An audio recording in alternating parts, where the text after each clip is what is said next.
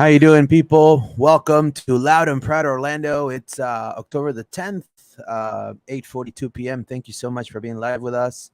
We're very excited. I mean, I actually, I had it.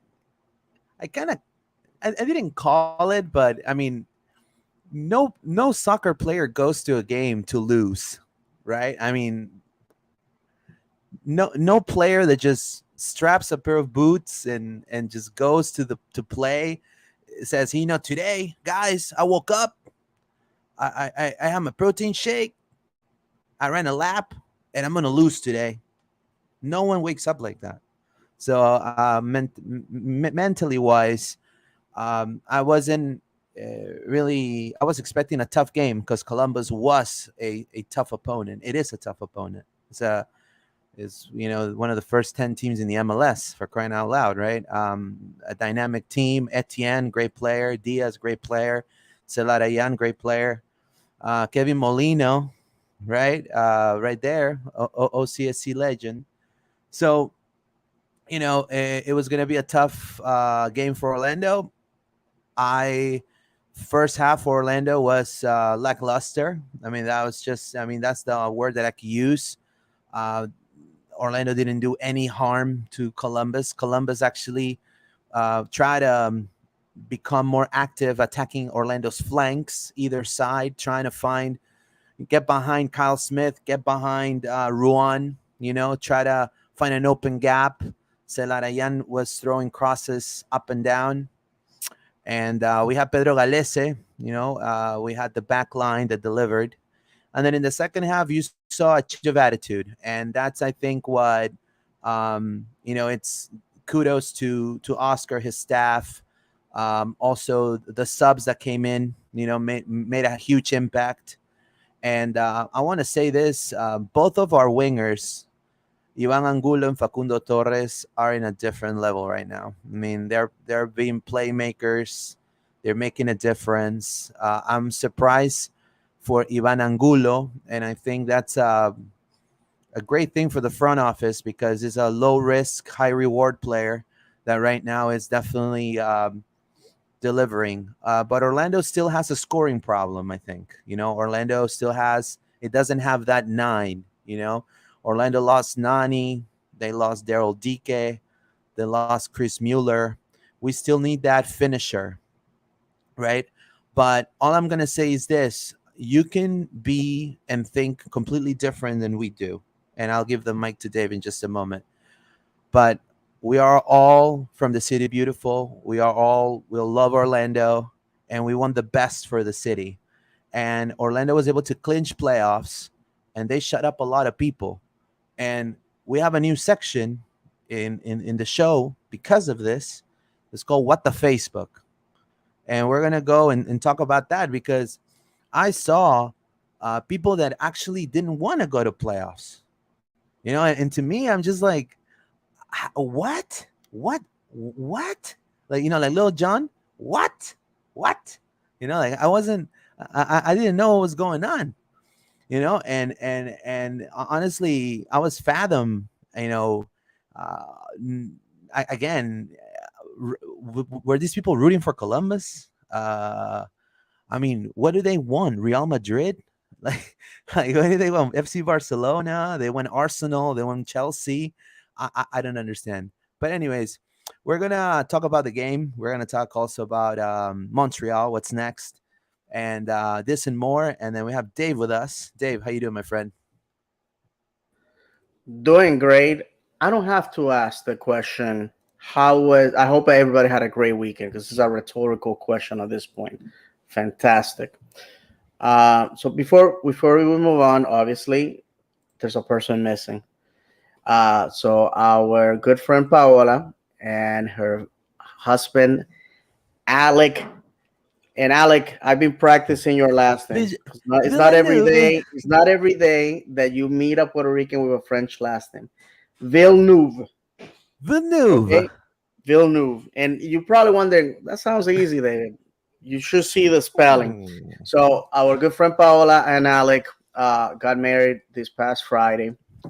Therefore, we Wish them all the best. Yeah. Luis and I have been married for quite some time, not to each other. Oh no, no. And Trust me. yeah, yeah. And so to me, there's great joy in marriage and in a union. So we wish them many blessings, all the good things, and right now they're enjoying their honeymoon. So Paola will be back next Monday, and obviously she'll tell us all about it. So we just wanted to acknowledge that a part of the team just had a life milestone, and Paola and Alec are great people, and Paola's part of this podcast. We appreciate everything that she does. I know you guys tell me all the time, and on top of that, I have great appreciation for these two people as they took over Tiro de Esquina podcast from me, and they're doing a fantastic job taking it to that new level. So, also, I want to thank all the fans as always. I've been telling Luis all this weekend. I felt like a rock star. I couldn't believe the amount of people that came to me to congratulate us about the show. I went to talk to our friends from Orlando City Fan TV, and I was mobbed. And you guys gonna see the video when it comes out. I couldn't believe it. I'm gonna say that it was the excitement of the game, not me.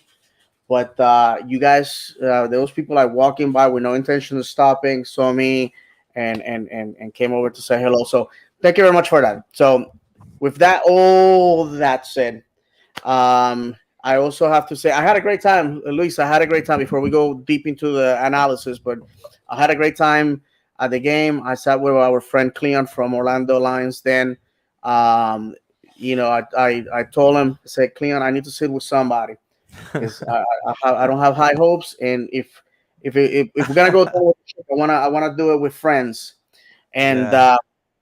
everything happened on the south side. Shout out to our friend Victor. Don't see him on the comments. Rivera. Yeah, hopefully he will be there. He stopped by and say hello as well. We saw everything from a guy breaking a seat just by sitting on it. Woo! And the excitement of the people. And I have to tell you, this fan base loves their team. I know there's a lot of Yeah. people. There was a lot of salty Atlanta fans saying 45,000. Listen, there was friends that are Atlanta fans told me, look, if there was 25,000 people there, was a lot. They're like, oh, Yeah, but 45,000 but shows. but they delivered. I mean, I was there, dude. I was there, dude, and I No, no, mean, no. I'm going to that, Luis. I'm going to it that. looked So it looked filled up. yes, that's what I was. I was the first thing I said to Cleon, we said to each other, was we were surprised about the amount of people that showed up because we figure, hey, nobody's giving us a chance. This place is gonna be empty. So people showed up. Atlanta Salty fans were saying, "Oh, look, this team, look what they achieved. They actually gave us props. I couldn't believe it. And nobody showed up for them, but we went to see a team that was eliminated 45,000 strong. You know what? Those are sold tickets. I don't think it's going to happen next year. But all I got to say is kudos to the fans that showed up. I briefly talked to our gaffer, the great Oscar Pareja, and also to El Profe Bazan, and I have to tell you, because we're gonna talk about this later on, the level of loyalty and love that this fan base has for For him sure. surpasses what they have for Inchi. I'm just gonna leave it at that. All right, Luis, take us on, brother. Yeah, yeah. Before we go and read your comments, please subscribe to the channel. Click on the notification bell for all notifications.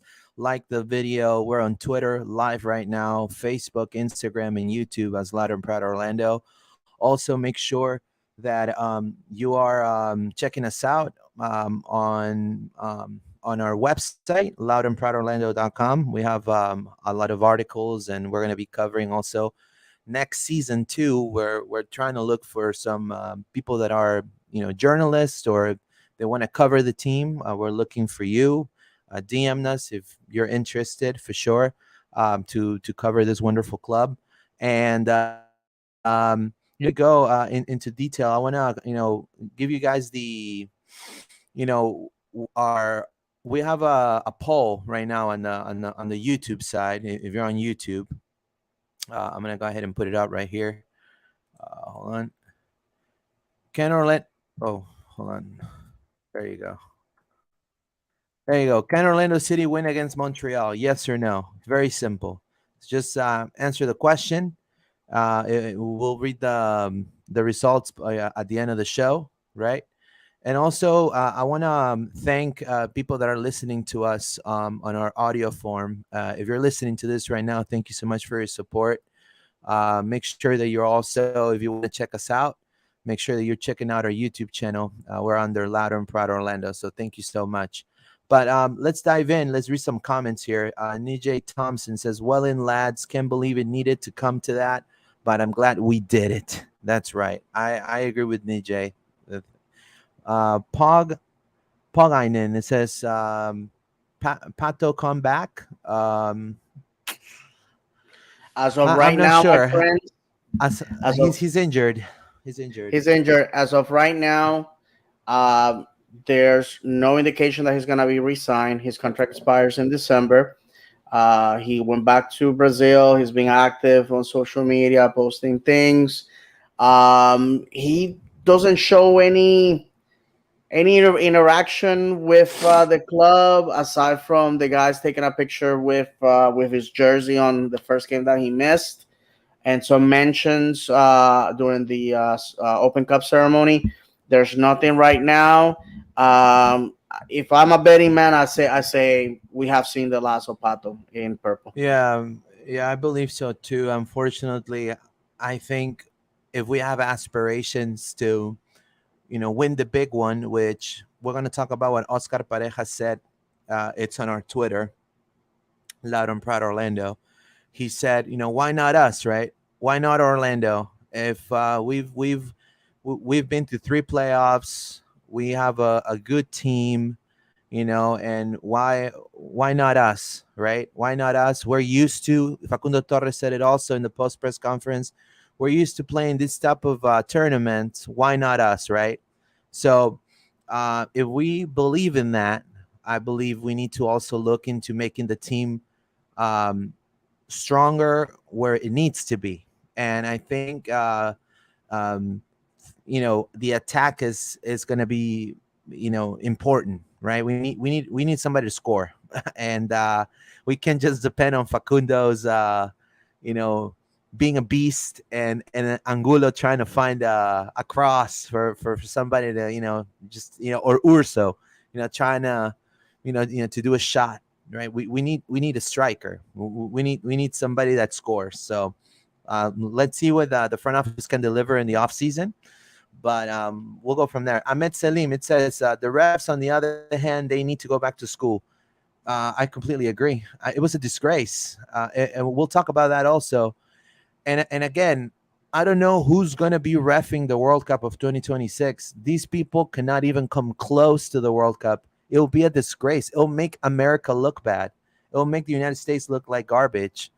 You can't have these ineptitude in the league. And I can say this because they can't find me. If you want to find me. But find me. Good luck. But honestly, um, they're a bunch of inepts. It's ineptitude. I think they not even watch the game on their free time. I honestly believe they don't even care about the sport. I mean, you gotta. I mean, how can fans know more than the ref? I mean, fans noticed it. Fans are scream. They were screaming right below the press box.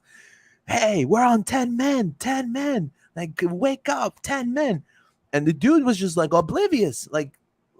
What? Unbelievable. What a disgrace. What a disgrace. And I know Profe didn't want to talk about it. None of the players want to talk about it because, they get they get penalized. And I think that's BS. I'm going to say I'll keep it PG-13. Ahmed Salim, we played a great game, and that's all you can really ask for. I think a great second half for sure.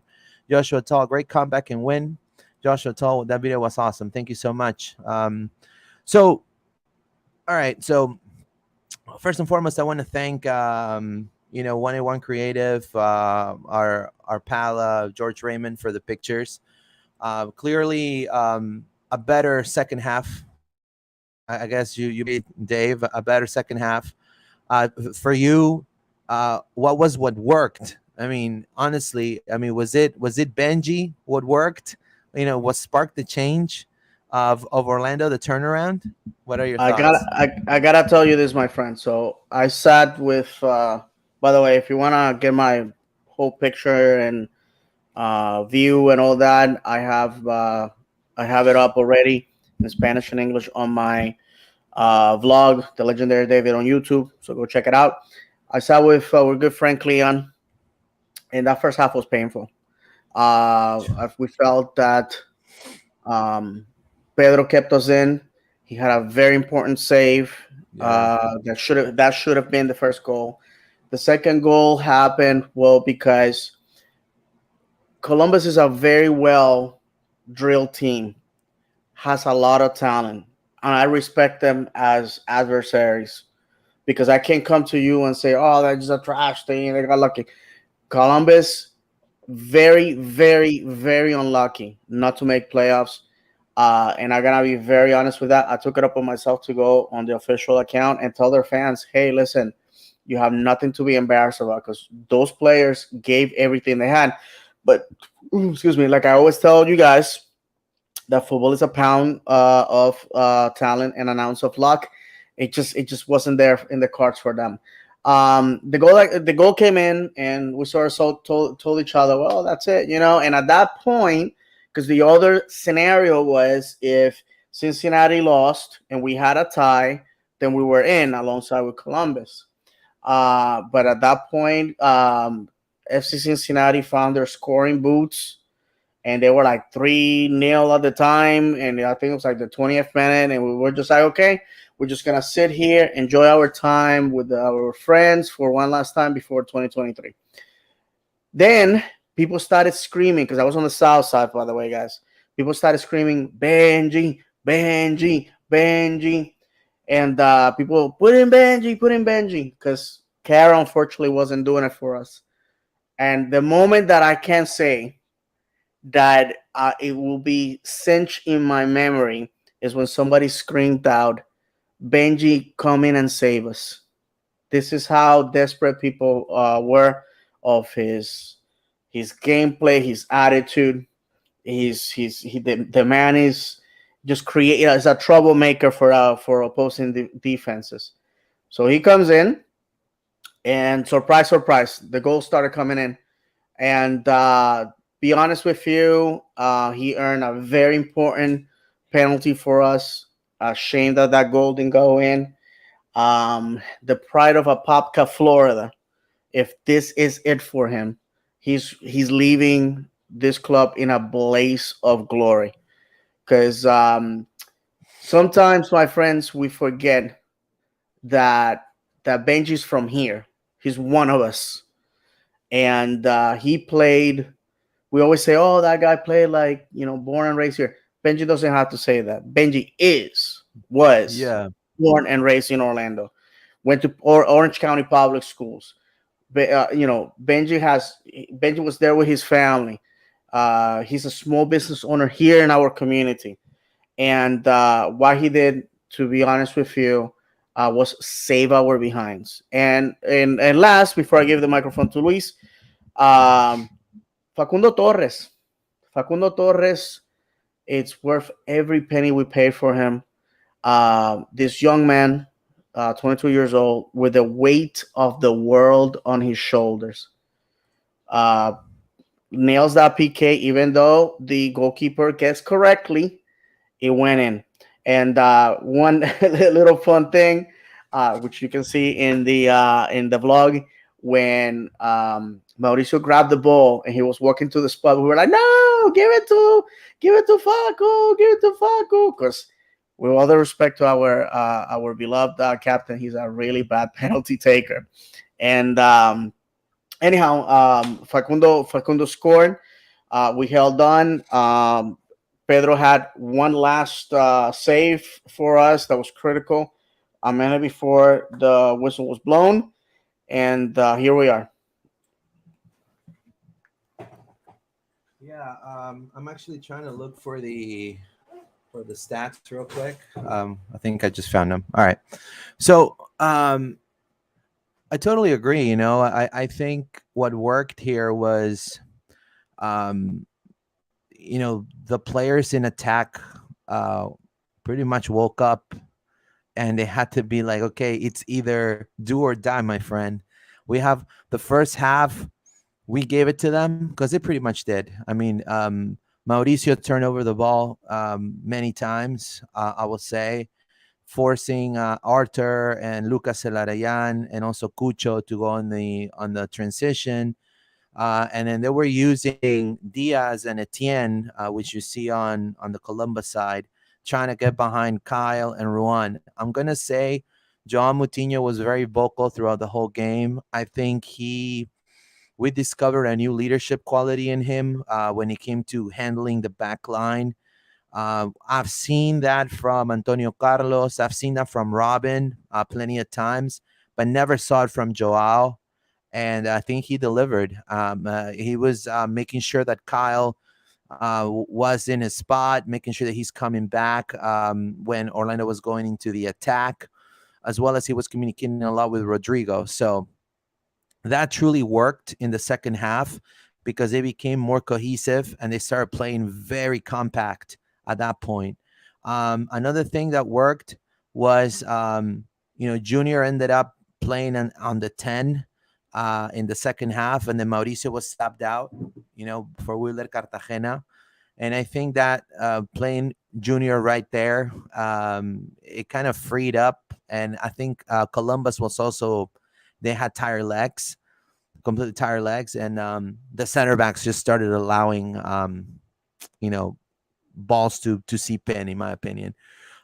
One thing that is a little worrisome is our attack. It's our nine. Right now you saw Benji, right, coming in, making a huge impact in the game, and Urgent, unfortunately, I don't know if he had a bad game. I don't know if maybe the style of play it's not uh, working well for him, but I think he was, to me, the weakest link in this game. It's unfortunate. I just think he needs to. They need to figure out, who to start because right now, I mean, I think he's going to start no matter what. I just think I like Benji coming in as a sub because but we don't have anything else. We don't have any other options, right? I mean, we don't have Jacqueline, we don't have Pato, and there's going to be some gains for Tesho, but that's if we want to close in the game, if we want to make sure that the other team is not scoring because he's more of a defensive minded player. But we need that poacher, that nine that's going to be complementing the wings, that adheres himself into the attack, not just waits out hoping for a good cross or a rebound. We need more of like maybe not so much a taller nine, like a Zlatan Brahimovic or like Erjan, that he's a tall dude, but we need somebody that it's dynamic because we're going to add in next season dynamic players to our wings.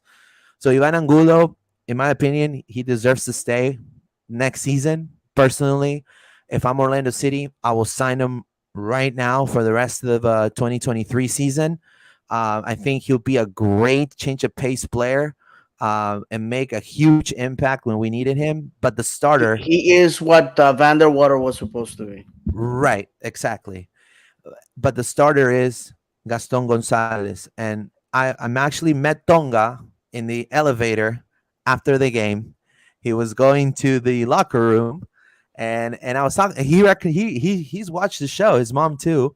We fist bumped. He's like, "Hey, oh man, yeah, you're from Instagram." I'm like, "Yeah, I was like, "Oh yeah, thank you so much." I was like, "No, no, no, I think you're gonna." I told him, "You're gonna help him out." Like in the first half, you're gonna help him out. He started laughing because, I mean, it was obvious. I mean, they needed help in the first. In the first half, Orlando was not attacking at all. I mean, it was zero attacking football for Orlando, and so I told him, hey, you're gonna help him out, like in the first half, right? It's like, He's like, yeah.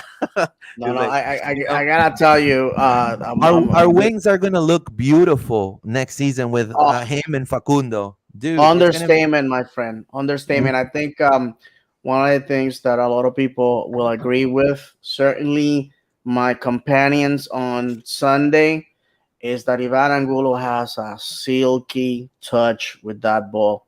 He caresses that ball with with the foot. It's incredible. Good stamina. Never gives up on the play. yep, never. Um, a great signing. Great signing coming out of left field. I'm gonna be honest with you. I didn't even know who Ivan Angulo was until he got here. The Colombian has impressed me because the guy's super humble. He doesn't boast. He doesn't, yeah, and that's fine. There's a lot of players. I mean, come on, I'm the most boastful, prideful person you will ever meet. Because in my eyes, I'm number one at everything that I do.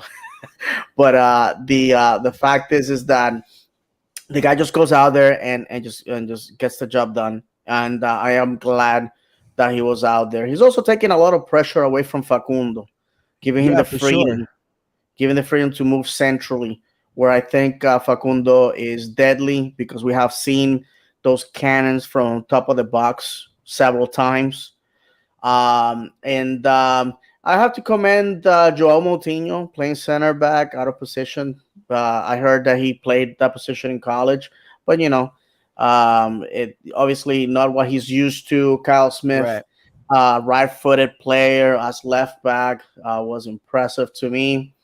We haven't seen a lot of speed and crossing from Juan lately. A little concerned about that. Cesar Araujo, in my opinion, played very well, but in occasions, he was always trying to look for the foul with a referee that really is not for that. This guy is the same referee that we had for Seattle, and he just lets it go. And there was one critical moment where he was trying to look for the foul, and he just tried to do the theatrics.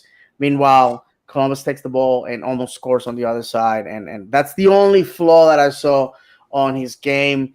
Erchan Kara, the rumors are that the guy is on the trading block for I don't know, for a reason. I just didn't see him being dynamic. I don't know what it is at this point. Is it the players around him? Is it the style of MLS? Is it our system? He always looks out of place, like just doesn't. It's not at the right place at the right time. And I just yeah, go ahead. I just think it's the style of play, and I'm gonna say this: we we need to have I mean, we need to open the wallet and truly get a designated DP striker from, I will say, 25 to 30 years old, Mm-hmm. that has probably played in the World Cup, or it's a high level player that knows how to work things. We need to have a replacement, a maybe an 18 to 25-year-old We need a new nanny, striker. basically. We need a new Nani, but a nine Nani. Right, right, right. I would say, somebody like maybe Gianluca Lapadula, Okay. and that's to say, or maybe Marcelo Moreno Martins. So a I veteran mean, that can make magic when we need him, basically. maybe somebody, maybe somebody from the Argentinian league, maybe from Colón, Defensa y Justicia, some player that it's able to, because I'm telling you guys, it's gonna get tougher. The competition's gonna get tougher. League Cup is coming. It's gonna be playing Mexico against the U.S. Liga MX against Orlando City. Then I don't know if there's gonna be U.S. Open Cup that year too. And then there's Mm-hmm. gonna be regular season. And Yep, so I yep. mean, if right now we have a scoring issue, it's better for us to fix it now than waiting last minute for a striker to get used to the system, like maybe Absolutely. Urgent is suffering right now. I think he needs to come fresh into the preseason. Actually, there's going to be literally no time for preseason pretty much, because League Cup starts, as well as CONCACAF champions. the Conca Champions, right? And so Mm-hmm. you want to make sure that you get a good striker. like a name recognizable striker Mm-hmm. uh, that is able to definitely complement Facundo's game, Ivan's game, and then Gaston Gonzalez's game. And all those three players I just mentioned are speedsters. As well, I'll say, if Mauricio stays one more season, I think we need to find him also somebody that's able to create, that come on the bench to create, because Mauricio, he is the captain, he's the heart of the team, and all you want, but you're gonna need depth if Orlando wants to Mm-hmm. compete in any of those championships. I mean, Orlando didn't qualify to the CONCACAF Champions League just to freaking go and take pictures in Nicaragua. Exactly. He we went there to win games, to possibly win the whole thing. I Mm-hmm. mean, think big, right? So if we want to do that and we have aspirations of greatness, we need to we have to have depth. We need to have at least an Certainly. A squad and a B squad with players Certainly. that complement each other. I don't know. I don't know, Dave. What are your thoughts there? No, no. Listen, if we want to, if we want to bring glory to our club, respect to our league, we have to go to Managua, Nicaragua on a Tuesday rainy night and beat the crap out of them. Because I'm gonna tell you, you're talking to two Hispanic men. There's nothing that buys you respect that going to somebody's house and embarrass them. That's how you get respect in this sport. Winning, lifting trophies. That's it. We have to do that. And I'm gonna be quick, so because I really want to go to the comments. Um, One of the things that we have to look at is like Luis mentioned, we got Leagues Cup, we have Open Cup, where we are the defending champions. We're gonna have MLS, and we're gonna have the Concacaf champions. Now, there's some information out there that MLS in this offseason is is probably gonna go to four DPs. It's gonna add two more spots for young DPs, basically under 22 year old players, and it's going to increase the amount of budgetary discretionary budget money.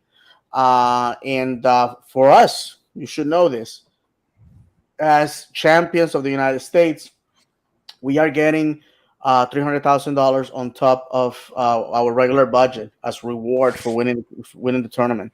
So we have a ton of cash coming our way.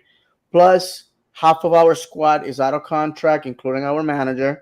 So if this is the time to invest, then this is the time to invest for the Wolves. The Wolves already tasted success. They really need to invest money because it's the only thing that this sports understands. Talent brings money, money brings championships. And one last thing when it comes to that is that we have to be very selective on who we sign. I heard a lot of comments of people saying, "Oh, well, I want this player, I want that player." Listen, we have to learn that we no longer are shopping in the bargain bin. We have the money, and I want our ownership to go and invest on smart signings. Ivan Angulo. I'm looking at the screen right now. Ivan Angulo, Facundo Torres, Cesar Araujo, Rodrigo Schlegel, Joe Moutinho, Junior Urso, Juan, Kyle Smith, Pedro Galese. These are signings that have had major impacts in our club for the years that those guys have been here. And if nobody knew their names, nobody knew. I mean, Pedro Galese is probably the one player that had the most notorious name. Facundo Torres, obviously, he was a local celebrity in Peñarol. No disrespect to the club, no disrespect to the Uruguayan league, but he was a kid from Montevideo that was a superstar there. Nobody knew who he was outside of Uruguay, and I say that with all the respect to a player that I have the utmost respect to, and um, and that's that, my friends. We have them. Listen, we are not in the poorhouse anymore. We have the money. Let's go invest wisely. And Luis, if you can take us to the comments. Yeah, sure. Let's go ahead and read some comments here. Joshua Tall, Orlando City should keep Cartagena and Angulo. I can tell you right now, regarding Cartagena, there's a lot of buzz in Peru regarding his transfer. He's he has an offer from Alianza Lima, which is the biggest club in Peru right now, to bring him for the 2023 season. I honestly don't know if Cartagena will re-sign with Orlando. Again, as a Peruvian, I would love for him to stay, but I also see the club's priorities, and that's a thing in the club's discretion. I personally think in so little time he has not been able to adapt, I think, well into the system. I mean, he's had some great games. I think you with Cartagena, you need to see him in preseason to truly find out what he can definitely do, because he's definitely in the national team radar all the time. So he's a regular, right? But he comes from a non-competitive league. He comes from freaking um, The United United Arab Arab Emirates, Emirates. yeah, which is a disgrace, right? Now, Dennis Simmons, winning at home has to be an objective this year for sure. I mean, our home record is disgusting. I'll be honest with you. And Mm-hmm. the most surprising thing, just like Dave said, was people delivered. I was expecting less people against Columbus, and it was great to see a lot heads in seats. I'm gonna be completely honest with you. My hat's off for that. I think that was fantastic. That's how you show out, that you truly love this team, right? Hello guys, it's muy rico suave. Hello guys, love the pod. Thank you so much, sir. Joshua Toll, I agree. We do need the to open up the wallet. Nijay Thompson, you forgot we also have CONCACAF Champions League to look forward to. Continental nights at Mm-hmm. Exploria. Mm-hmm. Yeah, for sure. We're gonna be competing against, in my opinion, and this is no disrespect, MLS is in a higher level than Honduras, Nicaragua, El Salvador, and their leagues. I'll be honest with you. I mean, I don't want to sound No, snobby or no, anything like you're that, but absolutely correct. That's how it is. I mean, Orlando City, which is a mid-table team in the MLS, should overpower um, top teams in Honduras and in El Let's Salvador. not let's not be so kind, Luis, because there's gonna be teams from the Caribbean, Yeah, Dominican Republic, Haiti, Cuba, Puerto Rico, Jamaica, Trinidad, that we are simply gonna destroy 20 to nothing. Okay, I'm just letting you know that CONCACAF has a lot of nations that want to play the game, and unfortunately, the quality is not where we are right now. But we gotta play who we play. The Europeans have absolutely no issues playing teams from San Marino, Monaco, Andorra, Malta, these small micronations. We right. shouldn't either. So to them, to come to Exploria or for us to go to their stadium is the greatest moment of that club's history. So we shouldn't be embarrassed. Football wins at the end of the day. No, for sure. Waffles Inc. Thank you to Waffles. I got to talk to the assistant GM, and he said that they're working on Pereira's contract, and for next year, they're working on a designated player spot. That's fantastic. Hopefully, Oh, it's a okay. striker. Awesome. Fantastic. Good to know. It Thank you. says Nijay Thompson, Vanderwater didn't have a right foot. That is All true. right. That Yeah, is that's true. right. That's awesome. You met Gaston. Yeah, Gaston is I mean, I'll be honest with you. Gaston came to the MLS because he wanted to come to the MLS. He Mm-hmm. could have easily gone to Brazil to get paid probably as much as he's getting paid in the MLS, but in Peru, playing in his own like language, and he decided he wanted to have a challenge and play a league to he could go and provide for his family and be a stepping stone to Europe, right? Yes. Yes. How do you say a trampoline? A Trampoline. Yeah. Yeah, Trampoline. a trampoline to Europe. Yeah, pretty much. Yeah. Yeah. And Yoshi Tall. one thing that needs to be said about Tonga Gonzalez. That's his nickname. So we need to start calling the man by his Yeah, by his nickname. It's a sign of he respect. says that's right. Tonga. He says Galese. This is DJ Thompson needs to go somewhere. He'll get a real wage. He won't get it in Orlando, and he's still got plenty of serviceable years in him. 32 is considered younger than older for a goalkeeper. Well, we I'm don't know gonna how. say this. I'm gonna say this. I agree with you. I just think I will. This is what I would love. Again, what I would love. This is not what the club's gonna do. All right. This is what I would love. I would love for Orlando make it as far as they can in the playoffs, and then a week later or days later say, our first signing is Pedro Galese. He's the best paid goalkeeper in the MLS. Brad Guzan, I'm sorry, he was one of the best paid goalkeepers in the MLS. A disgrace. 800K. Come on, man. I think what Pedro and what he's delivered, he should be at least $1 million. I After mean, and this that is last game, Luis, after for the last sure. game, that's underpaying him. Yeah, yeah. I mean, that is. I mean, and again, what are the markets for Peruvians? And I'll be completely honest. Peruvian players are not very attractive.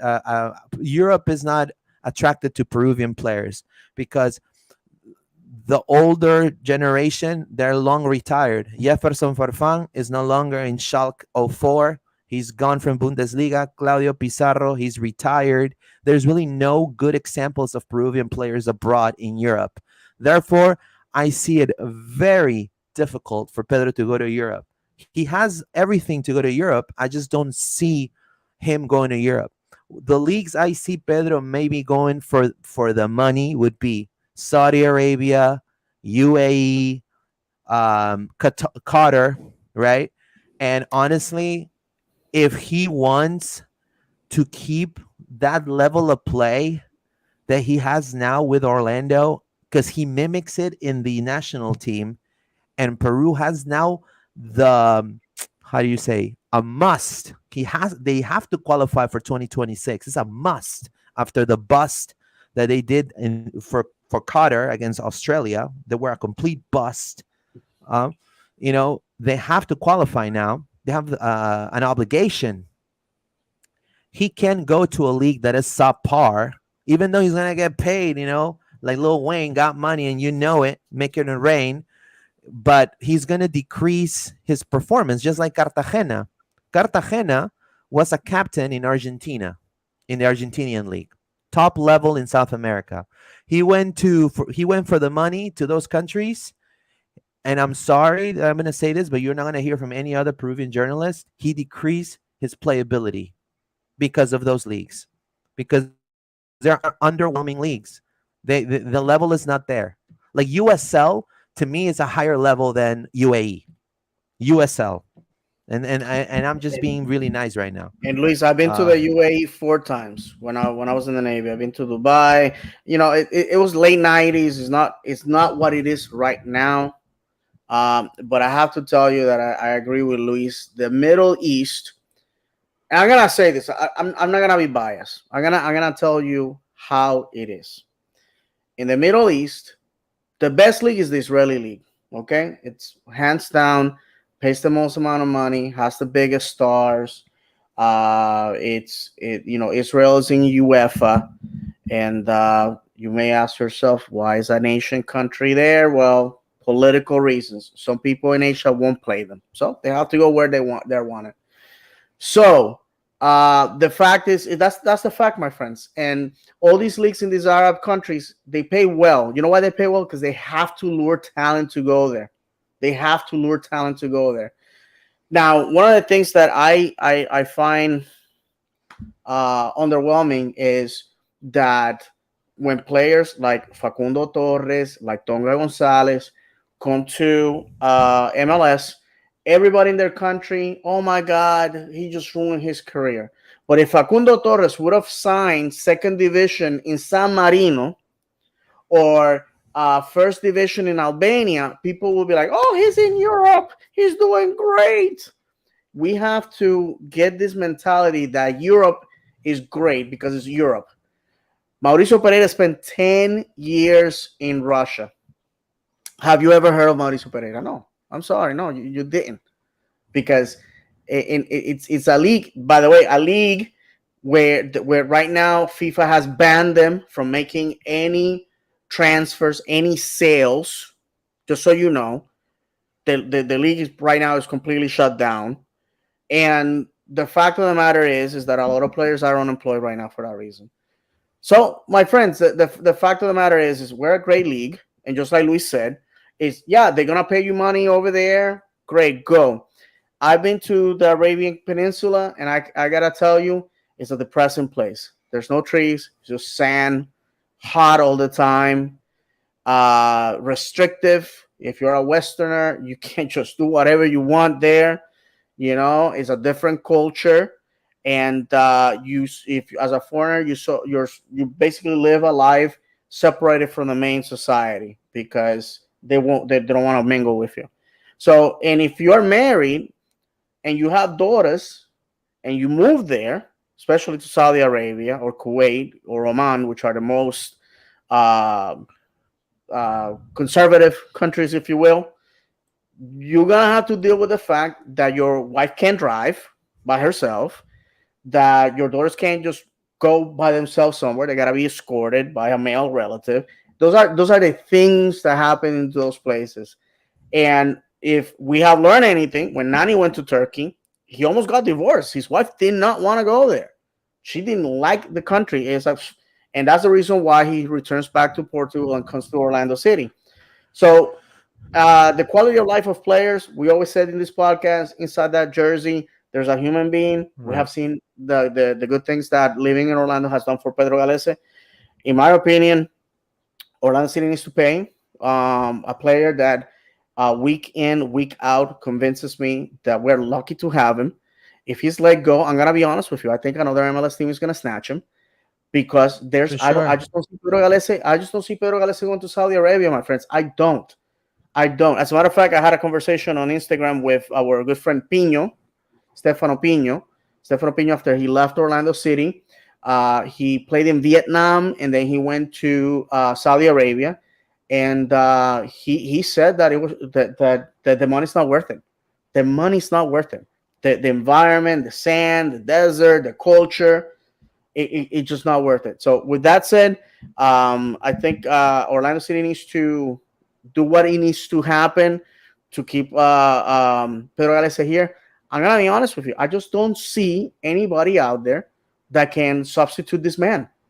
His game playing it kept us in this game. We're making playoffs partially because Pedro Galese is on goal. Those are facts. Yeah, for sure. Let's read some more comments here. Joshua Tall, Orlando City better keep Galese. It's a must. Nijay Thompson, it says Brad Guzan was a Premier League bust. Let's just ignore he played for a shocking Aston Villa and a relegated Middlesbrough. I would like that a lot if we did what you said about Galese. Okay, there you go. Christian Seidel, what happens if Orlando wins it all? Well, if Orlando wins it all, in my opinion, if Orlando wins it all, we're gonna have a what the Facebook moment because I'm sure there'll be Alexi somebody Lalas that's is gonna gonna have say, a stroke, and Taylor Twellman is probably gonna jump off a window. That's basically what's gonna happen if we win. yeah, for sure. It says Felix Quijano, La Padula would be a great fit in OCSE. How much do you think we can offer him? He's a DP value. He's the best player in the Peruvian national team. He's the only hope for Peru when it comes to a striker. He is that I think he'll adhere himself very well playing with fast wingers. In Peru, he plays with Cristian Cueva on the left wing. He plays with also Andre Carrillo from Al Hilal on the right wing, a very fast, dynamic player. So he's used to that, being the lone wolf right there at top. The cool thing about La Padula is that he creates his own plays. So you're not gonna see him static. You're not gonna see a I'm static nine. sold. I'm sold, my Yeah, friend. You just said the magic he's gonna words. and he assists. He used to play in Italy when he played in Pescara as a second striker, and he also played in AC Milan when AC Milan was going down the hill. He played in AC Milan, and he plays as a second striker, so he knows how to play as a lone nine and also as a second striker. So I think he'll be great. Now the only thing about La Padula is this: you got to offer him a quality of life with him and his family. So you got to bring his whole family down from Italy, which is something tough to do because he doesn't want to separate from his family. He's very close. Like super Italian, even though he's Peruvian. He's lived all his life in Italy, so he's more Italian than Peruvian. So for him, family, it's everything. And so I think if Orlando wants to have a shot, not only they have to put the bucks, but they have to make sure that his family is well taken care of here. And I Oh, think if you do that, it'll be tremendous. I mean, he'll be a great. I mean, I've said it many times in my other show in Ladre el Fútbol. I would love for La Padula to play the MLS. I think if he plays the MLS, he will score at least 14, 15 goals. He'll probably hmm be Rui Diaz. He'll be Rui Diaz. I and can say it right now. I can tell you, Luis, Yeah. I think we can sell Orlando to his family. First of all, we have a healthy Peruvian community here. I don't have to tell you that. Obviously, it's your community. And Gallet will Uh, stay more than likely. yeah, yeah, for sure. So we have a healthy Peruvian community here. Um, you know, Florida is, to me, is just another Latin country. And on top of It that, a is. lot of people don't know this. My mother-in-law's parents were born in Italy. So in my family has still my wife still has family in Naples. Who we talk to all the time, and there's a healthy Italian community here, and not Italian these Italians that are five, six, seven generation separate. There's a lot of Italian first generation here. There's So and the proximity from Orlando to Lima. It's a few hours, mhm, and in my opinion, I mean, I'll be honest with you. If he's offered the quality of life that he's getting in Italy or more to come over, he'll do it. I think he just needs some convincing. He'll do it because in Peru there's this talk about how come the striker of a CONMEBOL team plays in the second tier league in Italy. Like, aren't we tired of seeing that? Can he play first tier in any country? And I've said it. Yes, he could play first tier in any country, but obviously he's 32. So you have to understand, he's almost at E, right? He's almost at E. He maybe has one more World Cup and then that's it. mhm, So he needs to go, I think, to a league that's gonna. I mean, Premier League, it's out of the question, in my opinion. yeah, Italian Serie A, it's going down the hill.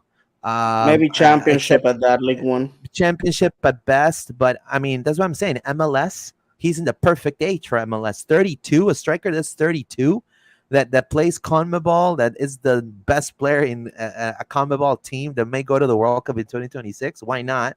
Then not only that, but then you have Pedro. They know each other. They're teammates. So I Hmm. mean, I just think it'll be a great addition. I mean, not because I'm Peruvian, but I'm just saying. I think he's a great striker. I think he's a great striker. Um, let's see. I really hope Orlando City keeps Pedro. Says Orlando is working on a big young designated player. Let's see. Let's go. Well, Seth we already Antonio said it here that Rodriguez. La our Padula is very scouts are in underrated, South man. That's America. right. Yeah. So, you know, fantastic game for Orlando City. Second half, I think it was what we all expected to see out of the team. A comeback. But I want to go ahead and add this right here. Right, this is from Fabian Bazan. Right, who's Fabian Bazan, Dave? The assistant coach, basically the right hand of Profe Pareja. Coach Oscar Pareja in 3 years, three playoffs, two finals, MLS's Bubble Tournament Open Cup, one championship Open Cup, only 2 weeks out of playoff positions in 3 years. Sold Daryl DK in the top 10 of most expensive players sold in the history in the MLS. Two international cups, participating in the League's Cup and CONCACAF Champions League. So this is Oscar Pareja's resume. I want people to realize, especially if you're brand new into the whole Orlando City culture, before Oscar, we had literally ineptitude in the bench. There was no one even close to what he has reached since he got into Orlando. All right, you're coming from I don't know if you guys seen the Redeem Team in Netflix. Literally, the redeem for him was Orlando City. He had to redeem himself after failing in Mexico. Pedro also failed in Mexico. They mistreated him, and they both came in with a hunger of of a lion, you know, and to take over. And whether you don't like his style, whether you think that he should change certain things, the whole Poppy special stuff, all that crazy stuff. In 3 years, he's done more than a lot of the other coaches that have coached Orlando City. And not only that, I mean, obviously, now Orlando needs a change for sure. I'm not saying that Orlando needs a change. It needs to be a better team, in my opinion, than what it is now, for sure, in every single line, attack, defense, mid, you name it. But I think we can definitely agree that he has brought prestige worldwide, like in the movie, to Orlando City. Right, Dave? I don't know. I don't know. What are your thoughts regarding this? Well, I have. What Well, Fabian Bassan did. yeah, no, absolutely. And listen, guys, we're for the guys listening and watching, we're saying this with Oscar Pareja's family watching this. Okay, so we're transparent. We give our points of views. You don't have to agree with them. You can certainly disagree. We can be friends. I think what's missing sometimes is healthy debate.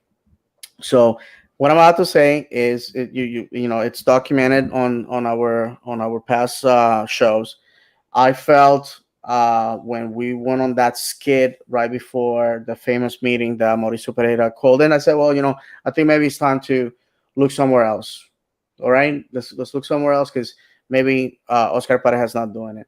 Now, Oscar Pareja's ability to recognize that where he was wrong, make changes, led us to not only win 4 games straight in the league, but to win the Open Cup. And at that point, I publicly said, "Hey, I was wrong. Maybe this is our guy." Be honest with you, the Open Cup, we had a little bit of luck go our way, but this sport has it's That's the that. sport, right? Yeah, it's a sport. I think making it to playoffs, to me, yes, it was a success. I'm glad that we did, but to finish 7th when we were 5th, 4th most of the season, to me, it's a drop down. We for yes, 3rd year in a row we make playoffs, but this year we're not hosting. I would have loved to host. And on top of that, I have to say that if we again get eliminated in the first round, then I'm not seeing progress. Progress is steps, and this is all I'm gonna say about the situation with Oscar Pareja. There's a decision that has been made by the club, and we are going to find out once all the dust settles. Whatever decision the club takes, whatever decision the board, ownership, um, the leadership of this club, I'm going to support it 100%. We always say the badge is bigger than the name in the back of the jersey. And managers come and go, players come and go, the supporter remains. I want to win. And I'm here to tell you that what I witnessed Sunday is complete admiration and love by these fans to Oscar Pareja and his staff.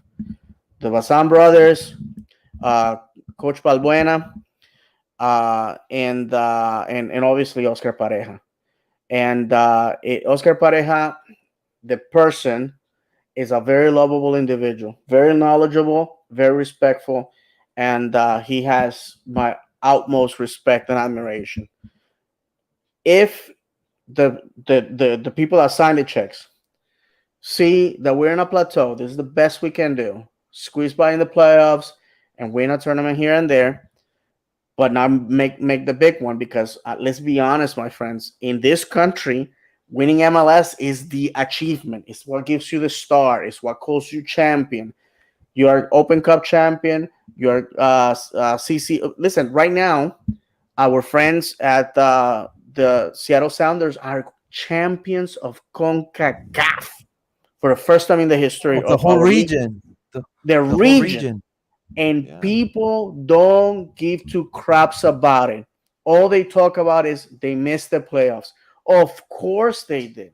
because not only were they playing CCL, they were playing Open Cup, and they were playing the league with a squad of 32 men.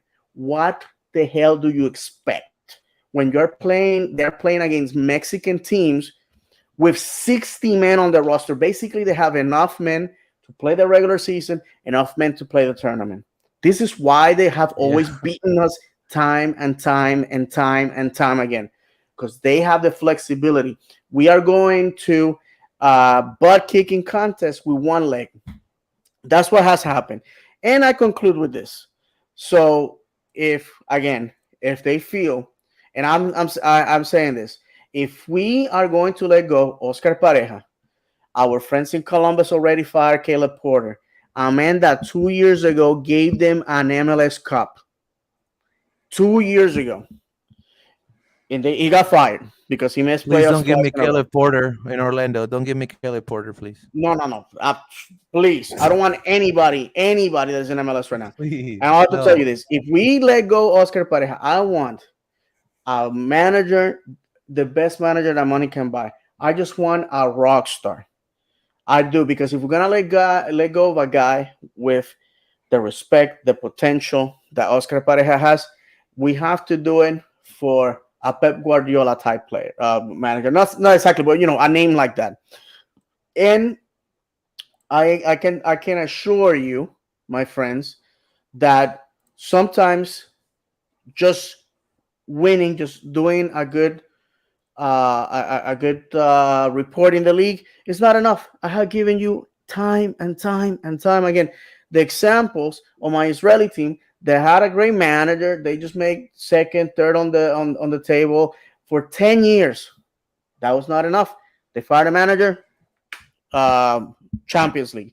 And this weekend, this Saturday, my team in England, Stevenage, is on top of League Two.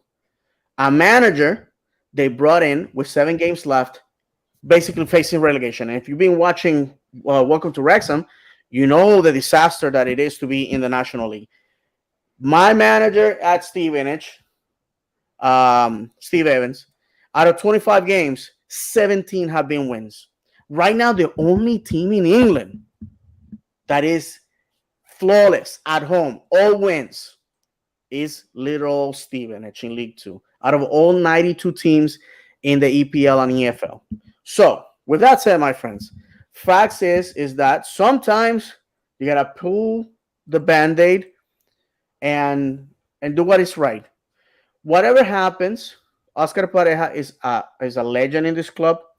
Is a man who has written his name in the history of this club, and anywhere he goes, he always have this humble fans admiration and respect. But Yeah. again, the decision has already been made, and we have to respect what the club does. We have to support the club. One thing that in Orlando we need to learn is to support the club. We started yesterday by showing up. Great, fantastic. Because I know a lot of people that went to the Bucks game because they had no hopes. People that I'm disappointed to say that went there. Really? Yeah, there's a Yeah, couple. yeah. Some people that make podcasts too, and I love them. I love Oh, them. They're like my brothers. But some people went to the Bucks game instead of Orlando wow. City. So I'm not gonna Well, out you out, well, but I love you. well. I'm just gonna say, Orlando needs to hire a coach that is able to take. I mean, if Oscar decides to leave the club, or they decide for him that it's time for a change, I want to say that I hope the front office knows that we need a coach that it's going to have the pedigree to win things, and that has won cups, you know, internationally, right? Also, maybe MLS experience, right? I'll say Miguel Angel Ramirez, former Charlotte coach. He never got a chance. He's being talked to in Peru, in Brazil for different clubs. Marcelo Bielsa. I mean, I know that he's not gonna come, but I mean, it's a long shot. But I mean, it is. I mean, these are recognizable name coaches that are able to definitely build and change a culture of a team too. Now, I wish that I would like to see Oscar, personally stay one more season. Personally, I think we can maybe build a better team around him. I don't think he never really got a chance to get a lot of the players he really wanted. I mean, he came in, he had already Jensen, Urso, Moutinho. A lot of the back line was already there when he got there. Some of the mid. He did get Facundo Torres, but I think we're missing the finisher. I still believe that we need to put more emphasis on the finisher because the system or Orlando has a way of playing now. So that's just my opinion. Again, I'm not the front office, but I just want to say, we don't want to go and leave these accolades. Somebody that has given the club his life pretty much to reach things for trying to get like Jason Christ again, right? Or Taylor Twellman if he wants to become a coach, all of a sudden, or please don't do that. Please don't do that, right? I mean, we're not San Jose, right? We're not Houston, right? We are Orlando City. We're U.S. Open Cup champs, and the club and we want to put heads in seats, right? You want to go ahead and increase the number of fans every year. You need to literally open your wallet now. I mean, more investment equals higher reward, more people in seats, a better team, and I think that's interesting, right? I think somebody that's able to enhance what Oscar has already built, right? He already built a foundation. Let's build on top of his foundation a really nice building, right? Not like the Mhm. eyesore in on On Winter I-4. Park on I-4, not the eyesore, but something really nice and useful, right? Hmm. Go ahead, Dave. No, absolutely. I would like to go on to the comments because there's a few questions I would like to address. If you could, Luis. Oh, read the comments. Yeah, yes, please, because there's a couple of questions from the fans I would like to Let's address. see. DJ Thompson, are the American champions the ones that win the MLS Cup or win the U.S. Open Cup? Oh, U.S. Open eh, Cup, I think. yes, correct. But unfortunately, here in the United States, the MLS Cup champion is seen as the champion of champions. So, That's unfortunately. right. Jose Mourinho USA Tour. I would love Mourinho to come over. I'm not joking. I know it's going to be a long shot, but Jose Mourinho, a lot of people don't like him, but I like his work ethic. Honestly, if I think he's a fantastic coach. He's won so many things. Seth Antonio Rodriguez, honestly, someone like Rafa Benitez will fit us and isn't as challenging as being in the Prem. Also, the guy has gone to China to coach before. There's no way he wouldn't be open to coming to Orlando. Rafa Benitez is another guy. I think he'll be great. Hmm. There could be a change of pace for sure. Uh, wasn't that Ricardo not pareja? I don't No, know he's what he talking about means. the comment before that one. All right, Ryan Marcus, may I ask what selling Daryl Deacon does for us? Okay, I'm gonna answer that real quick. The Sure. reason why that is brought up, Ryan, is because it sets the precedent that if you come to play here and you do very well, you can it's a conduit to Europe. And That's Facundo right. Torres is here basically for that reason. Tonga Gonzalez is here for that reason. Those are guys that are very, very, very good, but nobody has ever heard from them outside of their leagues. They can come here, they get eyes on him. Facundo Torres, I'm gonna tell you the truth, and I know this because his dad told me. Okay, this is not some secret that no some revelation. That night that we played the Arsenal, Arsenal approach Orlando City and approach Facundo Torres. Like, hey, they actually have a true interest. If you are a Arsenal fan, I got news for you. There's a very high possibility that Facundo Torres will be heading out to the EPL and to the team in particular. And that would never happen Plena Peñarol. All the respect to Peñarol, they show up in full force. They have their diaspora in the United States and Canada. Go 30 man deep to every stadium where Facundo Torres plays. But the fact of the matter is that for Europeans, Peñarol is just another club outside of their continent, and they don't care about it. MLS is not the greatest league, but MLS is played in the United States and Canada, and it's a first world league. Money, glamour. One of the things that I have heard interviews of Facundo Torres's manager in Uruguayan radio is how many times he talks about the showmanship of the league, the spectacle of it.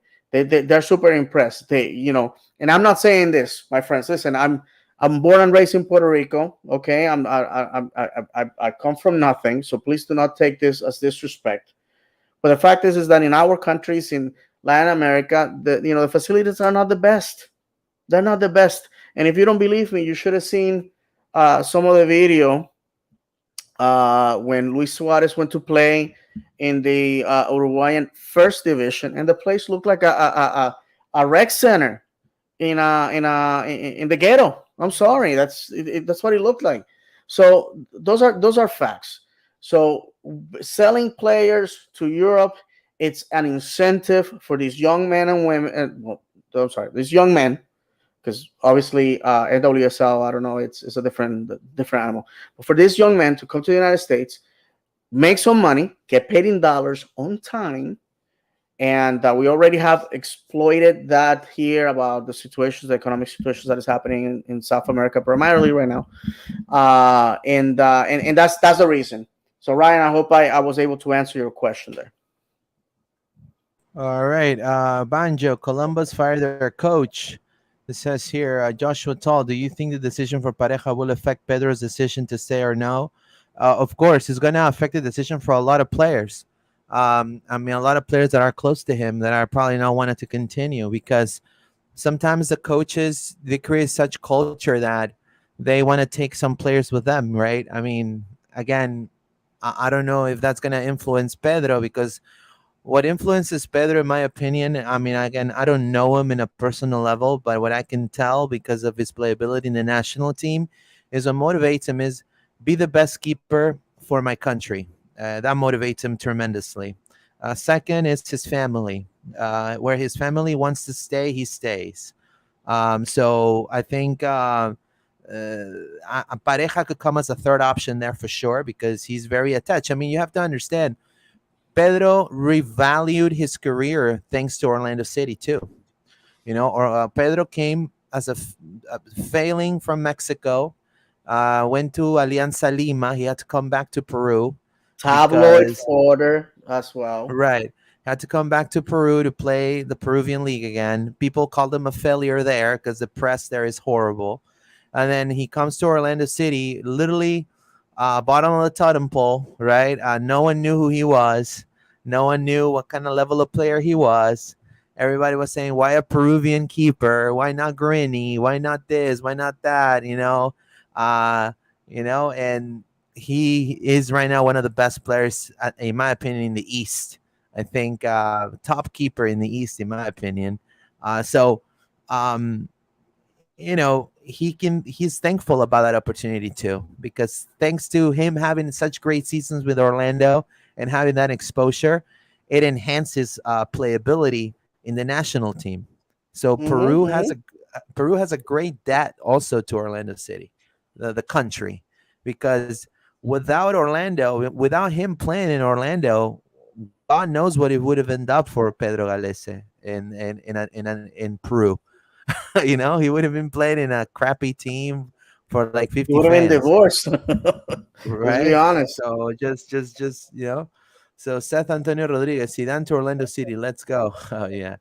I wish. Colin Garby, our Open Cup run cost us some points in the regular season. I think we have to Facts. acknowledge that. That's Facts. true. That's true. That's true.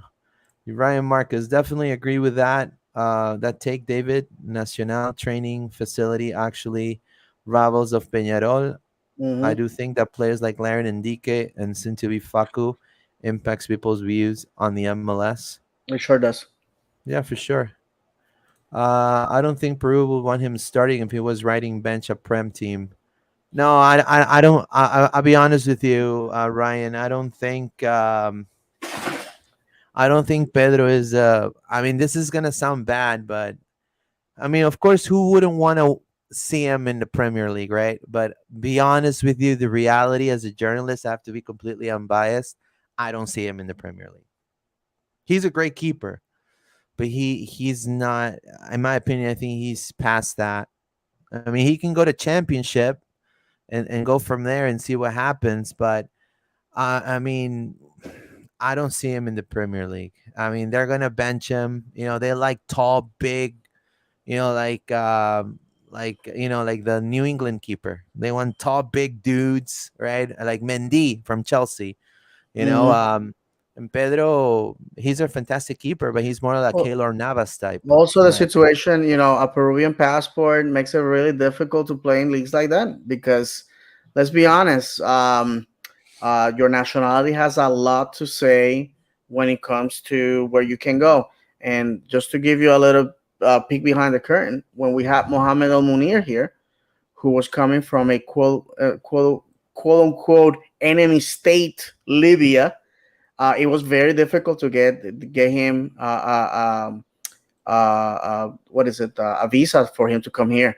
So that has to be a factor.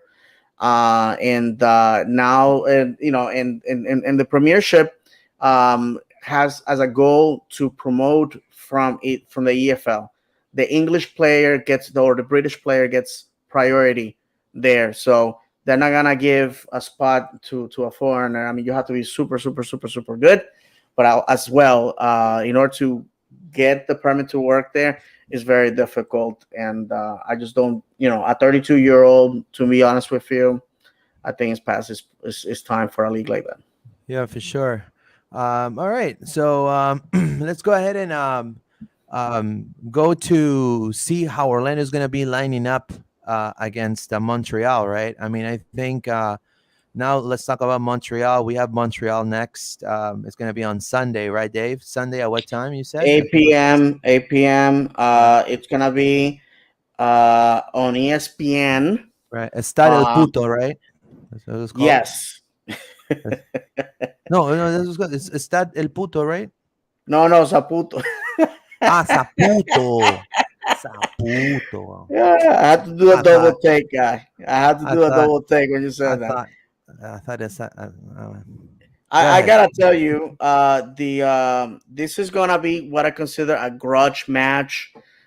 We eliminated Montreal from playoff contention last year in their house with that incredible golazo by Sebas Mendes. They gotta be lucky that Sebas Mendes is not here anymore, and DK finishing them off. Last time we saw them, well, we played them at the beginning of the season, and I'm going back all the way back to um, uh, Sunday, February 27th. It was a 2-0 defeat for FC Montreal or CF Montreal. Here, we gotta be honest. They have played that Wednesday against Santos Laguna, and the Tuesday before that they have played in Torreon in Mexico. So we got them super tired. Food for thought as we we go to CCL ourselves. They actually defeated Santos Laguna 3-0 to move on the stage. And so, like I said, we defeated them in the heat. Now, later on, we went in May to Montreal, and they on that Saturday they put 4 goals on us. We had 1 goal consolation prize.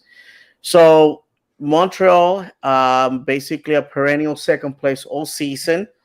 Those guys are coming to play.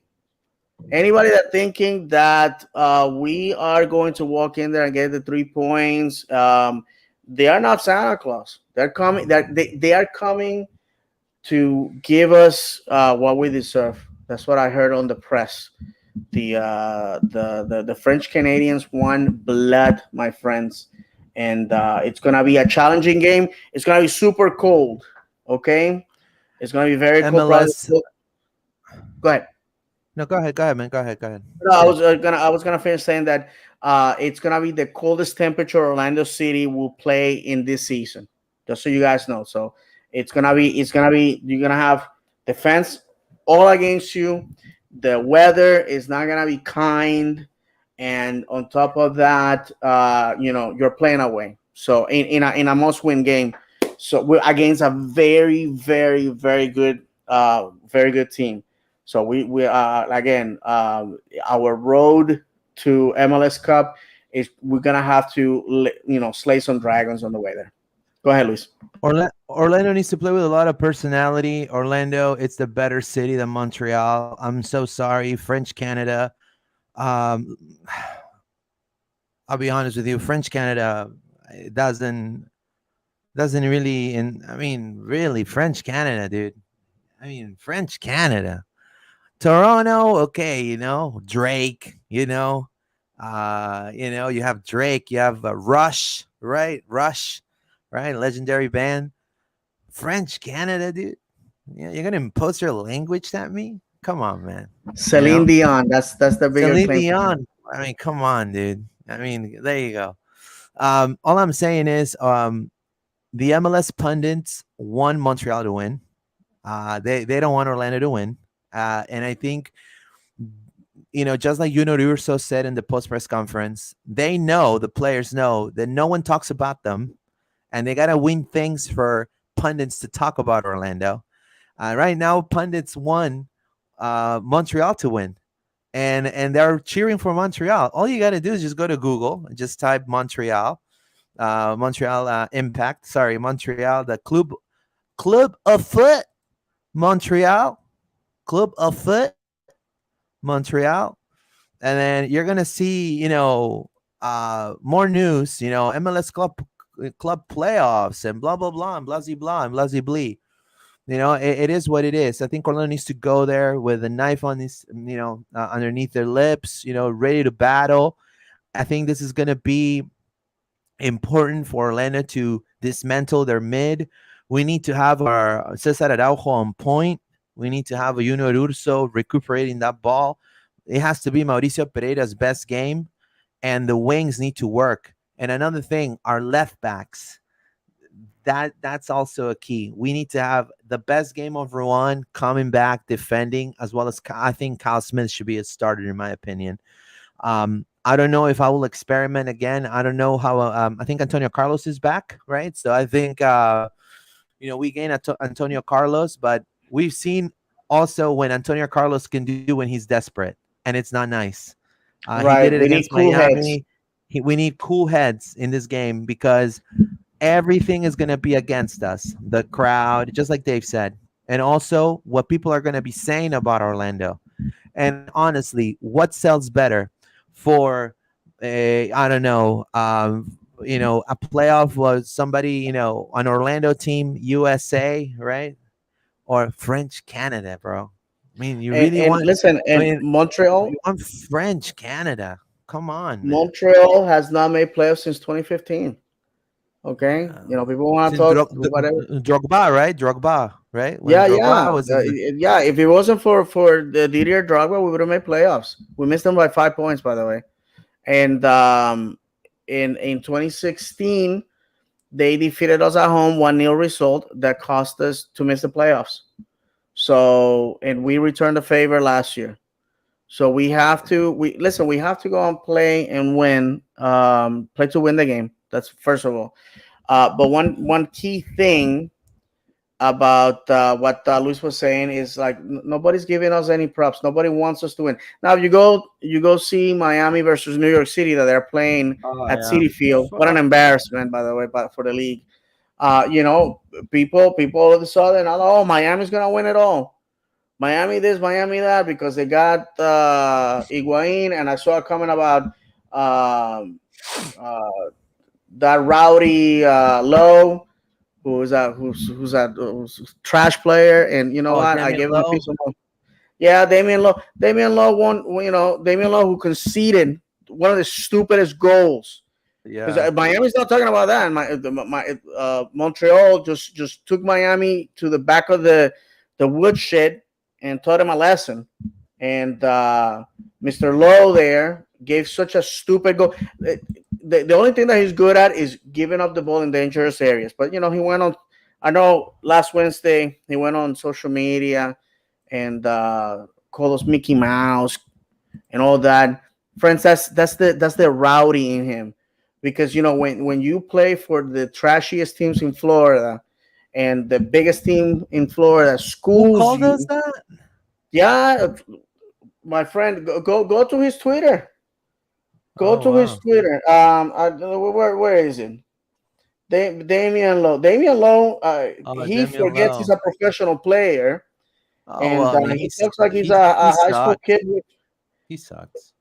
Yeah, he thinks he's a high school kid with Twitter. He might not even last next season because I'm telling you, I mean, Inter Miami is going to open their wallet and all they're going to get is recycled players from FC Barcelona. That's what they're going to get. Yeah, I for mean, I'll be sure. honest with you, they're going to get Oh, Busquets. there he I mean, they're is. going to get recycled players from FC Barcelona. Let's see here. Where's he at? And you guys, listen. This is live. You guys know me. Let me find this is unplanned, by the way. Mister Damian Lowe.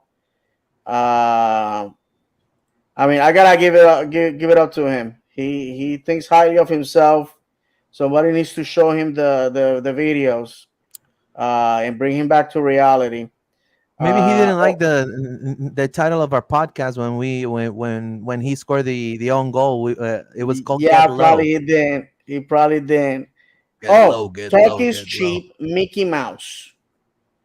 And this Uh, was on 10/5/22 at Ibang bakla 11:44. reading.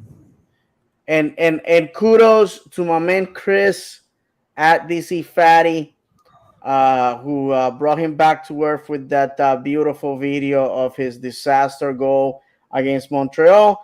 And you know me, if you follow me on Yes, Twitter, you know sir. that I never leave people unchecked when they act this reckless. And I show him my video of his own goal in Orlando with the Titanic out of tune flute. Every Right. time I feel down, I just watch that video and I laugh and I laugh and I laugh. Right. Um, Go ahead. So so this is the lineup, right? That this is the normal OCSC lineup that we see, that the starting squad. Correct. Obviously, in my opinion, and this is just my humble opinion, then I'll give to Dave. I think Smith should start, not Moutinho. I think, and I'm not saying it because Moutinho did something wrong. No, I just think it's a more of like a tactical, um, it's like a tactics, in my opinion. Why? Because Smith, in my opinion, it's um, better on the 1v1 tackle, and then they got Mihailovic. They have dynamic players on the wing too. So Ruan, he's gonna do the back and forth. He needs to make sure. I mean, the key for Orlando to have a victory is for the backs and the wingers to have a phenomenal game. If they don't, then it's gonna be really tough for us. So I think Ruan needs to have a good game. That's the only thing we got here, in my opinion. So I expect AC to start. Rodrigo definitely is going to start. Kyle Smith. Why Kyle Smith? Because, I mean, this is the normal lineup, but if you really want to change it up and you want a little bit more D and you want more help on Smith, like this is what I would do. I would put Cartagena, and you guys are probably going to be like, what? Now, Cartagena is used to play the 6 and he used to play the 8. Now, I've seen Araujo here a lot, and he could also be a fifth back if needed be, because they have good players. Cartagena could go ahead and stay right here in the middle, right? Facu would also start come here. Angulo will, retreat a little bit, and then you'll have Pereira right there. When Orlando goes in transition and recoups the ball, you have Araujo coming back down, Cartagena comes back down, and then you have your 4-2-3-1, right? Orlando style, right? So I think that it could be a good strategy, because what that will do is it will free up Smith. Believe it or not, Schlegel will be helping Smith. Cartagena will be helping AC in a way. And then Ruan will be right here too, right? So, you attack um, that way. That's one option, in my opinion. You can keep it, definitely, you can keep it, the way it's been working with Urso right here. But I don't know if, I mean, Montreal is such a good team. I think they figured out already that Urso and Pereira trade places when they go in transition, because that's what I've noticed personally in different games. Hmm. Urso ends up as a 10, Pereira ends up as a number 8, and then they keep switching and switching and switching, and that's how Urso ended up scoring that goal against Columbus. It's because of that reason, because he was right in the middle. Now, how important it would be to start Erjan Kara, and now you have to see they have good center backs. They're gonna try to contain him. Now, is this a game for Erjan Kara? That will be my question for Dave. Or will you start Benji Michel from the get go? No, to be honest with you guys, and I see our friend Ryan saying Benji starts. I think that Benji needs to come off the bench. I'm gonna tell you the truth. Montreal does not have an answer for a fresh Benji Michel on the 70th minute. Does not. I'd rather do that. I think Erchen Kara has a goal in his boots for this game. Uh, Montreal plays a very traditional European style play that maybe suited more for Kara's strengths. Unfortunately, we have been playing very Latin American teams, Miami, Columbus, and New York City, and he just does not fare well with the fast attack uh, game. And unfortunately, those are realities. I see that we're running out of time, my friends, and so I'll keep it quick. 8 p.m. this Sunday, there's gonna be official watch parties throughout town. I wanna wish a good trip to a lot of the Orlando City supporters that are gonna head out to Montreal. May God bless you and keep you safe, and you guys go and witness a victory and return home in one piece. On top of that, I would like to remind everybody uh, the legendary David vlog on YouTube. Please go support me, check me out. And I can be found on Twitter at Florida_man76. We'll be here again next Monday with our good friend Paola to talk about hopefully a victory. We have some plans, right, Luis, to be covering the U.S. team in the World Cup. Yeah, we're going to be providing you with content for the U.S. men's national team. Obviously, the World Cup's coming up. We're going to be all Team USA for sure. Peru didn't qualify. Thanks. No, but we're gonna definitely be supporting Team USA. We were gonna do it anyways because we feel it's very important. We cover the women's team, the men's team, so it's the right thing to do. We're gonna have some reactions to the game, post game analysis, pre game analysis, more than likely. Mm. Um, and we can try to give you the best content possible, right? And again, if you guys are interested in joining the team here at LPO, DM me. We're looking for people that want to cover Orlando Pride. Right here. The best women's soccer team in the United States, and also OCB. Right. You want to get to cover, get to experience. What I usually do every every time I have to go to cover this wonderful organization. Definitely, it's a great chance that you could get to earn your stripes, and have a lot of fun. Have a lot of fun at doing something Hmm. you love and giving back to your city, right? Because I feel like everything I do for Loud and Proud is giving back to the city, right? And because it enhances and supports not only the women but the men's also, right? No, So I was absolutely. quite. It was really nice to see, some of the Black Swan members on the day of the game against Columbus too, right on the wall. I think what's cool that they're getting uniting and making more of like a cohesive unit as a supporter group, and that's fantastic in my opinion. But Absolutely. we can talk about real quick. You want to do the announce the Coach Crumbles Yeah, because and real I quick? appreciate everybody sticking around. We are definitely way past our usual time.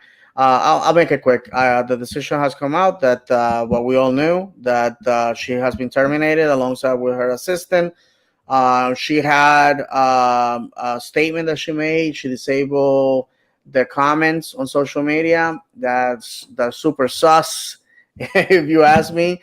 All I have to say is this is an opportunity for Orlando City, the organization, to treat the Pride with the respect that it deserves. I think women football, women's soccer has a place in our community here in Orlando. But we definitely need a team that wins, a team that brings players that want to play for the city, players that want to represent our organization in a dignified way. And we can only do that if we attract the best talent and we have the best managers possible. I know some people are dunking on NWSL by saying, "Hey, we are trying what you want, which is to bring more female managers to the league, and they are just as bad as the men." So I'm not gonna go into that. It's not my place. I'm a man. I'm not gonna comment on if women versus men is better or Yeah, whatever. All I'm I, gonna say is that we deserve a manager that will respect our organization, that will respect our players, and whose idea. If you look at Oscar Pareja, that's what we need: a female version or a male version of Oscar Pareja with the Orlando Pride. We need a player manager well, that fosters that love. And I think, in my opinion, and I'll give you the microphone, Luis. I think that Seb Hines embodies exactly that. for sure. Seb Hines to me should be the coach of the Orlando Pride moving forward. I think him and Giles Barnes have have done a tremendous job with this squad, as well as Miguel Gallardo. I'm gonna say this: Orlando Pride has a fantastic squad, and have had the pleasure of covering the club the last 2 years, and it's been nothing but um, a pleasure seeing some of these players get into the league and literally play with in such high level. Michaela, Michaela Clough, Megan Montefusco, Carrie Bello. To me, she's a beast. Leah Pruitt, fantastic player. Darian Jenkins, Erin McLeod, Gani John's daughter, Viviana Villacorta. You're talking about the leadership that also Tony Presley has done in the squad. Marta being down and then these players stepping up. I really, really, really wish that more people will come support the Pride, and I think the front office is doing a good job, or at least attempting doing a good job to really, really promote the Pride a little bit more. I have no doubt that we have the players. We just have to find those designated player level players, maybe in one or two positions. I will say a good center back, a good six or an eight, and a nine, right? And I think we're good. We have the pieces around. I wish nothing but the best to the Orlando Pride. I think the Orlando Pride are going to soar. Ian Fleming is doing a fantastic job. Communications is phenomenal. They treat me with the utmost respect the last 2 years, and the players, they do a lot for the community. You got Michaela, you got also you know um, Leah Pruitt and some of the other players. Even teaching kids soccer. Like they do it.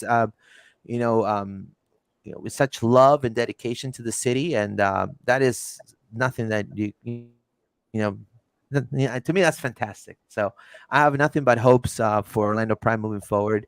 I think Seb is definitely was able to get a culture going for the club, and because he's been part of Orlando City too. He knows what it takes to win or lose, no, to win in this city, right? He's done it already, and he kind of knows the fans too, and I just think he's doing a superb job, and which I wish Coach Crumble the best, in her future, but I think the Pride got this jotted down, and when it comes to um, not only the players but also the coaching staff, right? So let's read some last comments, and then we'll close down the show. Thank you so much. We're about 25 people live right now. Thank you. This is Ryan Marquez. Moutinho either has a horrible game or amazing game. Ryan Marquez, rather have Benji than start than Kara. Joshua Toll, vamos Orlando.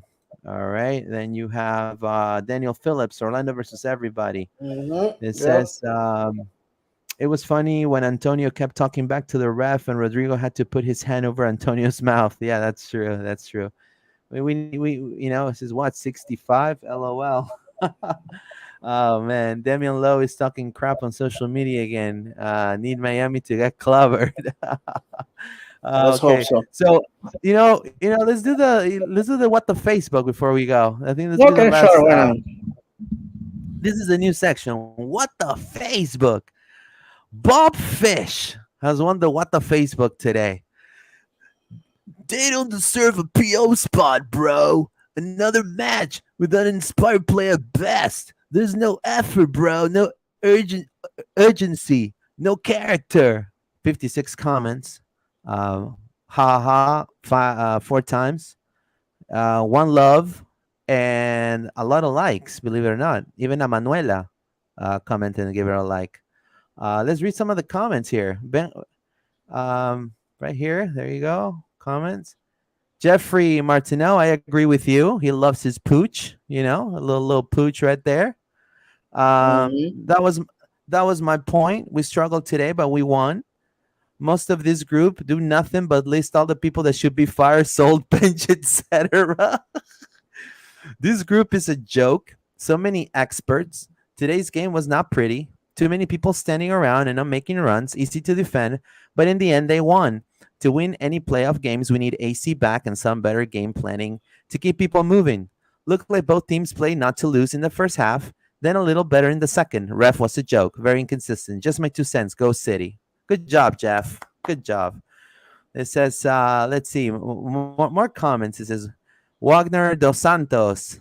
Sadly, they won't go far. They're completely disorganized and need better coaching. There you go. Oh, wow. Stephanie Okay. Stephanie Marie, she's not impressed right here. A win is a win. The Orlando City Soccer Gods were with us today. There you go. Todd Bowers is glad to see you men up and left this out there to age. Mark Cherie, he loves to play drums. A little drumming boy right here. We really don't. We suck. Sydney Farmer, you must not be a fan. Oh my Uh, goodness. this will make everyone happy. Bryce Bach, he puts a picture of Facundo's goal. Mm-hmm. It says Marcelo Alvarez. He loves planes. It says if you don't like it, go cheer for another team. Simple as that. Orlando City is not the best team in the league, but it's the best for me and all the Lions Oh, fans. Good job, Marcelo, man. I There you love go, you. Marcelo. Good job, man. Sinja Grand. Oh, shoot. I was wondering how long it would take negative Nancy. I meant Mark Cherie to post all his too predictive comments. World of criticism where the Lions win or lose, but definitely nothing when they freaking win. There Those you go. people you can't win. You can win. You can win those people over. They just If they will if he would, I want Mr. Mark Cherie to play 1v1 pickup soccer. If he plays soccer as good as he drums, I would love to see it, right? Well, It Mark is Mark the type should, of guy that was probably complaining about the shine on the cup. Yeah, You know? it's always the idiots who don't know about soccer. You Yeah. happy because we got off a lucky win, bruh? I just want to earn that playoff spot. We didn't earn it. We got lucky with the stupid PK. Is that something to be Can somebody happy explain to about? me what how do you earn? How do you earn it? I know, bro. Like, My goodness. dude, half these people don't even. They never laced a pair of boots in their freaking life. I mean, you're talking about this dude. Come on, man. I mean, then he's like, "No, it's taking that theory. We got lucky in the cup run too. These, So then he gave in. He gave in to what he said. Taking that theory, we got lucky in the cup run too. Okay, Matt luck. West. People are so stupid, thinking their team is gonna be perfect every time they play. Enjoy the games, enjoy the wins. And Bob, we have no effing striker, and down both center backs. And all in all, pretty tough win. There you go. That was Common sense, what Jesus. what the Take the Facebook, wheel, guys. Jesus, take the wheel. My What the goodness. Facebook. I mean, I'm not gonna be able unbelievable. to sleep now. Luis, Yeah, has been a long one. I I know. want to send my love and appreciation to the fans. And nothing. Let's go support the boys Sunday night, and we'll be back here with our usual lineup. Paola's gonna come back from her international duty, her international honeymoon duty, and we'll talk about hopefully a win. So be there for that. And as always, vamos Vamos Orlando. Orlando. Subscribe to the channel, guys. Have a good one. Thank you so much for your support. Always. Thank you. See you next week. Woo.